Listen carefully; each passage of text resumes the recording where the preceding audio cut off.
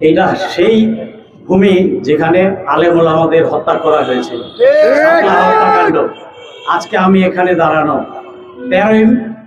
13 সালে 5ই মেতে আমি সকালবেলা এদিক দিয়ে হেঁটে, বাস থেকে নেমে এদিক দিয়ে হেঁটে সেনা কল্যাণ ভবন, এই বাংলাদেশ ব্যাংকের পিছনে যেটা, সেটাতে আসছিলাম। তখন আমি লাখ লাখ লোক দেখেছি। যখন ফেরত যাই, এরপরে কোর্টে গেলাম, কোর্ট থেকে কাজ সেরে যখন ফেরত যাই, তখন নর্থ সাউথ রোডে আমার উপর হামলা করলো টোকাই বাহিনী, জাস্ট এতটুকু সাইজের, হাতের ডাসা দিয়ে অ্যাটাক করলো। আমি ঘুরে দাঁড়ালাম, কি হলো? বলে তুই কই গেছিলি? আমাকে বলে তুই কই যাস? তো বাসায় যাই। এখানে গেলাম, আমি কোর্টে গেছিলাম। আবার বাকিটা দেখে একটা বড় ছেলে এসে তাদেরকে থামাই, আবার চলে আসলাম, আবার ঘুরে আবার পিছনে আসলো, ওদের খায় স্পিডে আমাকে পিটাল। আমিও রুখে দাঁড়ালাম। ভাই যা হোক, এক পর্যায়ে ওই ছেলেটা তাকে ফেরত নিয়ে গেল। রাত্রিবেলা দেখলাম হত্যাকাণ্ড। মায়াদিগন্ত টিভিটা 10টা পর্যন্ত ছিল, বাকিগুলা পরের দিন। আমি যখন আবার আসি এই সেনা কল্যাণ ভবনে 12টার দিকে, রাস্তা পরিষ্কার, গাছগুলা, আইল্যান্ডের গাছগুলা শুধু ভাঙা, পরিষ্কার ধুয়ে মুছে পরিষ্কার করে দিয়েছে।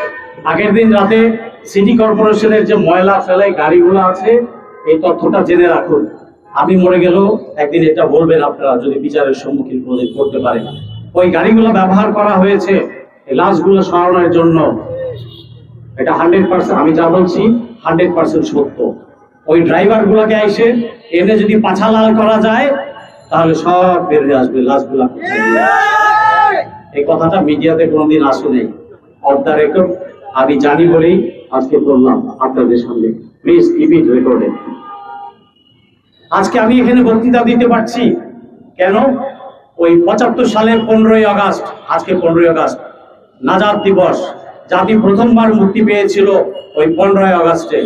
আর তা না হলে এই যে ব্যাংকটা দেখতে পাচ্ছেন, স্টেট ব্যাংক অফ ইন্ডিয়া বা বাংলাদেশ ব্যাংকের পিছনে একটা নাম থাকতো, state bank of India Dhaka. ইতিহাস ভিন্ন হয়ে যেত যদি 75 না আসতো। 75 এসেছিল সময়ের দাবিতে। That was requirement of the time. 75-এর বীর সন্তানদেরকে আমি জানাই, সূর্য সন্তানদেরকে আমি তাদেরকে সবসময় সূর্য সন্তান বলে অপেক্ষা করি বাংলার মাটিতে। আর কাউকে আমি সূর্য সন্তান মিন করি না।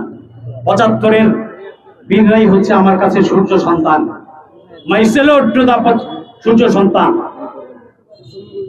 তারা সেদিন ত্যাগ স্বীকার করেছিল বলে আপনারা আজকে দাঁড়িয়ে থাকতে পারছেন, অনুষ্ঠান করতে পারছেন, নাগরিক হিসেবে পরিচয় দিতে পারছেন। নাহলে অঙ্গরাজ্য হয়ে যেত, কাশ্মীরের মতো হতো আপনাদের অবস্থা, আমাদের অবস্থা হতো ভারতীয় মুসলিমদের মতো।